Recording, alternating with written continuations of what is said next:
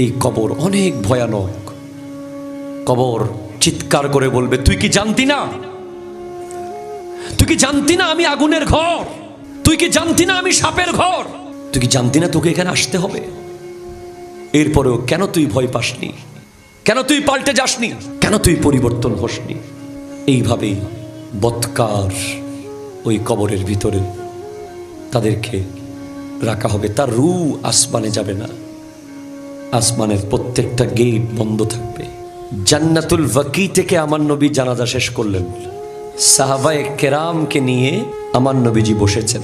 সাহাবায়ে কেরাম যখন নবীজির সামনে বসতেন, মনে হতো যেন কতগুলো পাথর পড়ে আছে, কতগুলো বড় বড় পাথর পড়ে আছে। এরা কি মানুষ না পাথর বোঝা মুশকিল হয়ে যেত।